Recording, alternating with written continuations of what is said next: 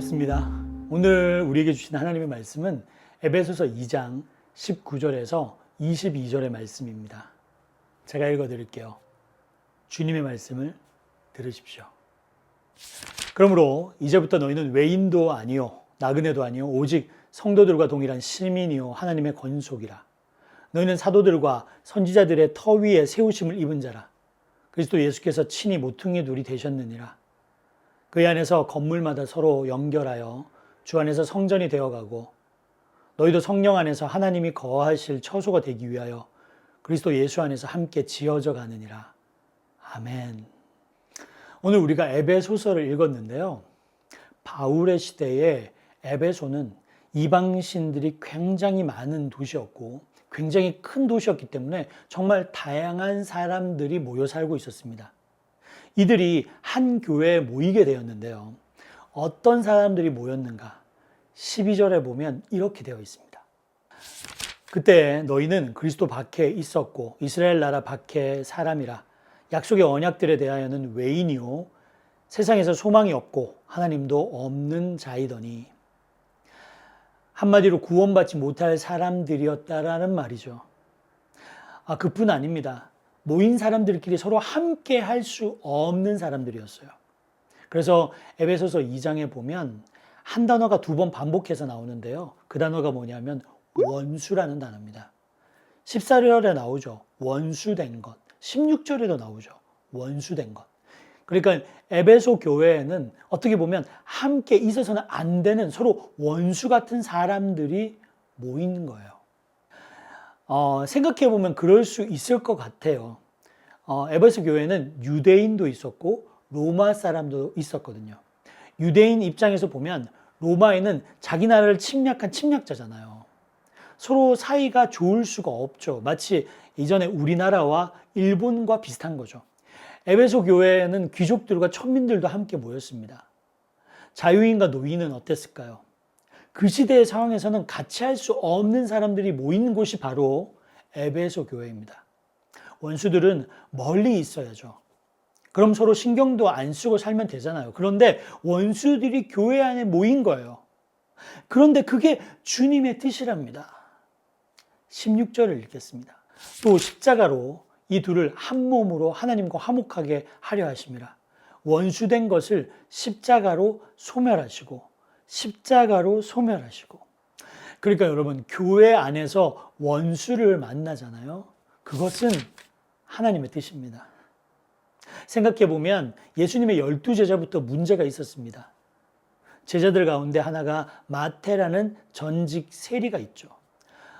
세리로 말할 것 같으면 이스라엘을 식민지로 만든 로마 제국의 편에 붙어서 먹고 사는 민족의 배신자입니다. 근데 그 사람이 나를 제자로 삼아달라고 예수님께 찾아간 것도 아니고 예수님이 오히려 그 사람을 찾아가서 너 내 제자가 되라고 말씀하셨잖아요. 그런가 하면 예수님의 제자들 중에는 쉘로딘 시몬이라는 사람이 있었습니다. 쉘로딘은 우리말로 하면 독립군입니다. 쉘로딘들은 약간 안중근이나 윤봉길처럼 폭력을 사용해서라도 로마와 싸워서 독립을 얻으려고 하는 사람들이죠. 당연히 이 사람들은 세리와 같은 매국노를 혐오하고 증오하고 원수같이 여겼죠. 그런데 마태와 시몬이 예수님의 제자가 된 거예요. 둘이 얼마나 어색한 사이였는지 여러분 상상이 가시나요? 근데 주님은 두 사람을 다 제자로 부르시고 두 사람을 다 사랑하셨죠. 하나님의 뜻대로 살아가는 제자들이 내 가족이요, 내 형제라고 말씀하시고 그리고 그들의 발을 씻겨주셨고 함께 성찬을 나누셨습니다. 팀 켈러 목사님은 센터 처치라는 책에서 이렇게 이야기합니다. 복음은 우리가 서로 다르기 때문이 아니라 우리가 하나님의 은혜로 동일하게 구원을 받았다는 이유로 함께 있게 한다. 예수님은 세리 마태와 쉘로딘 시몬을 제자로 삼으시면서 무엇을 보여주시는 것일까요? 하나님의 나라에서는 이 땅의 모든 원수들도 형제가 될 수 있다는 것이죠. 구약의 이사야서는 하나님의 나라를 꿈꾸며 이런 말씀을 합니다. 그가 열방 사이에 판단하시며 많은 백성을 판결하시리니 무리가 그들의 칼을 쳐서 보습을 만들고 그들의 창을 쳐서 낫을 만들 것이며 이 나라와 저 나라가 다시는 칼을 들고 서로 치지 아니하며 다시는 전쟁을 연습하지 아니하리라. 교회 안에서는 모든 계급과 빈부의 차이와 나이의 차이와 남녀의 차이와 자유인과 노예의 차이가 사라지고 서로 형제와 자매가 되는 것이죠. 너무 멋있지 않습니까? 그런데 막상 교회에 가보면 그게 말처럼 되어지지 않는 것 같습니다.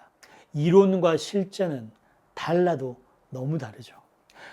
여러분, 저는 밤에 칼을 든 강도가 공격하면 어떻게 하는지 머리로는 알고 있습니다. 몸을 왼쪽으로 270도 팽 돌리면서 칼을 피하고 동시에 공중에 뛰어오르면서 오른쪽 무릎으로 강도의 턱을 가격해서 떨어지면서 왼쪽 팔꿈치로 강도의 뒤통수를 탁 때리고 기절시킨 다음에, 그리고 목사로서 기절한 강도의 머리가 바닥에 너무 세게 부딪히지 않도록 왼발로 살짝 보호해 주는 거. 이 모든 것이 1초 안에 끝나는 거죠. 그래서 젠틀하게 경찰에 신고하는 거예요. 이게 제 머릿속에 있어요. 근데 과연 그 생각이 실제로 가능할까요? 아니죠. 교회에서는 멀리 떨어져 살아야 했던 사람들이 하나가 된다는데 그게 잘 되겠냐고요. 원수도 사랑하는 주님의 말씀 누가 모릅니까? 7번씩 70번 용서라는 말씀 누가 몰라요?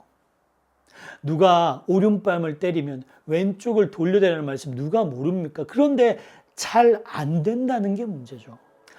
프레드릭 비크너는 Wishful Thinking이라는 책에서 이렇게 이야기합니다.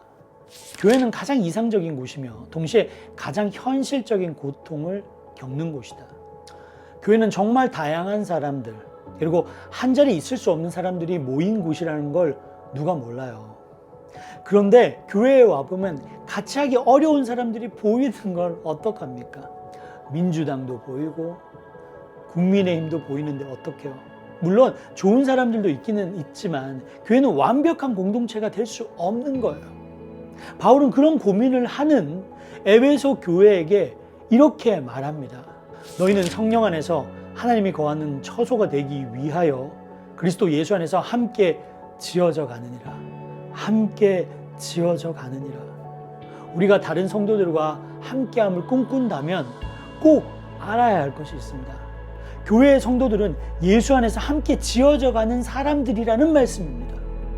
되게 은혜롭게 들리지만 이 말은 교인들은 다 미완성이라는 거예요. 완전한 교회 혹은 완전한 성도는 없습니다. 다만 지금 완성을 향해서 부지런히 달려가는 성도는 있을 뿐이죠. 건축 중인 건물을 보면 먼지투성이에 철근이 삐죽삐죽 나오고 흙덩이만 가득합니다. 여기 뭐 지으려는 거야 싶을 정도로 어수선하죠. 하지만 건축 설계도를 보면 압니다. 나중에 호텔이 될 자리고 병원이 될 자리라는 것을. 우리는 지금 공사 중입니다. 다듬어지지 않은 성도, 완성되지 않는 교회. 하지만 주님의 설계도 안에서는 확실한 방향이 있는 겁니다. 프란시스 참 목사님은 교회의 부르심이라는 책에서 이렇게 이야기합니다. 하나님은 우리가 교회를 가는 곳이 아니라 되어가는 존재로 보길 원하신다. 어떤 교인을 보면 실망스럽죠. 저렇게밖에 못 믿나? 성품이 저게 뭐냐? 나랑은 성격이 맞지 않아. 여러분, 우리가 사도들과 선지자들의 터 위에 세우심을 입은 사람들이기도 하지만 저도 여러분도 아직 완성되지는 않았습니다. 우리에겐 표지판이 하나 붙어 있는 거예요. 위험, 공사 중. 하지만 우리는 예수 안에서 함께 지어지는 중입니다. 지금 성도들의 영혼 속에서 내부 수리를 책임지고 하시는 분이 바로 예수님이시니까 그 예수님을 믿고 기다리며 인내할 수 있기를 주님의 이름으로 축원드립니다. 주님께서 고치시면 언젠가는 우리도 성령이 거하시는 성전이 되고, 그리고 원수를 사랑할 수 있고, 그리고 하나님이 거하시는 공동체가 될 줄 믿으시기 바랍니다. 여러분, 잊지 마세요.